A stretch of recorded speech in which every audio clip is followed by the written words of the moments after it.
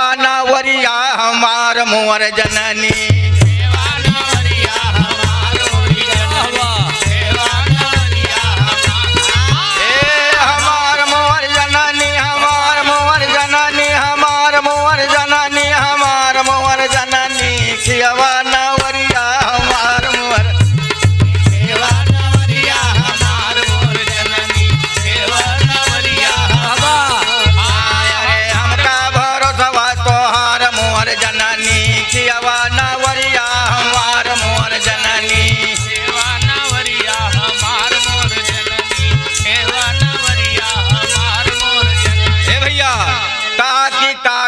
नैया पे लोहा लदल बा कागज की नैया पे लोहा लदल बा और माझी कवन मजधारा जड़ल बा अरे बंजा दया के पतवार मोर जननी खियावा नावरिया हमार मोर जननी खियावा नावरिया हमार मोरी बंजा दया के पतवार मोरी जननी बंजा दया के पतवार मोरी जननी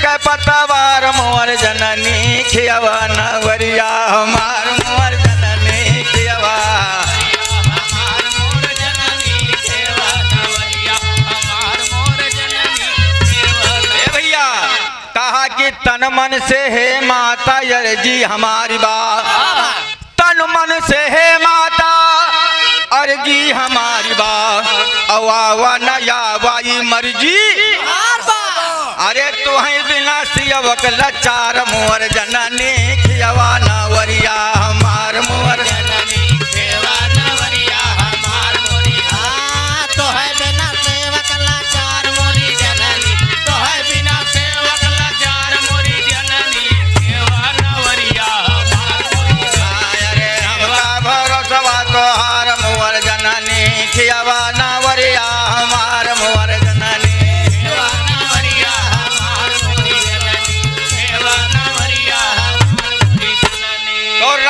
रतन गुरु राम नंदे भाई राम रतन गुरु राम नंदे और बदरे राम गुरु बेपत के बंदे अरे सब ले सुरपुर से धार मोर जननी खियावा नावरिया हमार मोर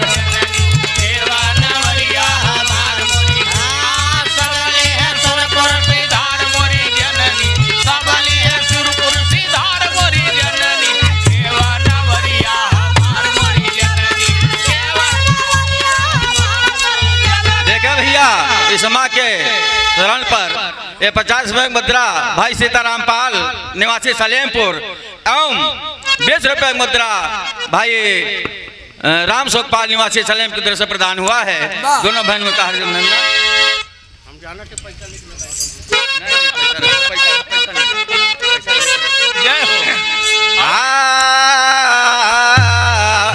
तो गुरु राम फिर के चलल बा लिखनिया गुरु राम फिर के चलल बा लिखनिया और कभी सहदियों कई उजड़ गई दुनिया अरे जुआड़ा बिगाड़े करतार मोर जननी खियावा नावरिया हमार मोर जननी खियावा नावरिया हमार जोड़ा बिगाड़े करतार मोरी जननी जोड़ा बिगाड़े करतार मोरी जननी खियावा नावरिया हमार मोर जननी हमार मोर जननी हमार मोर जननी हमार मोर जननी हमार मोर जननी खियावा नावरिया हमार मोर जननी खियावा नावरिया हमार मोर जननी खियावा नावरिया हमार मोर जननी। और ये महान पुरस्कार भाई रामदास पाल निवासी महावा अयोध्या की तरफ से 100 रुपये प्रदान हुआ। नमस्कार अभिनंदन बाबूती आतंत्र रखें।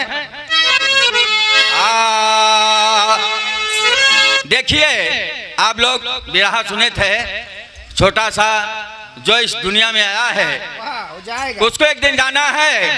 ये तय। और ये हमारे बहुत प्रिय भाई सुखदेव जी इनके फूफा जी थे जिनका स्वर्गवास हुआ है और निवासी लखौरी की तरफ से 51 मुद्दा प्रदान भैया नमस्कार के नंदन माँ भगवती हाथ अंतर रखें दे रखें।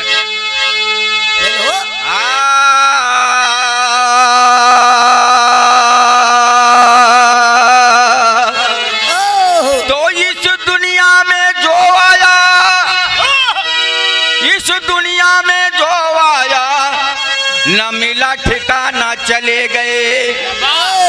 इस दुनिया में जो आया न मिला ठिकाना चले गए। रामचंद्र यो तेरे चंद्र अल्लाह मौलाना चले गए। रामचंद्र यो तेरे चंद्र अल्लाह मौलाना। तुलसीसोर कबीर भक्त सब रहे पुराना। तुलसीसोर कबीर भक्त सब रहे पुराना।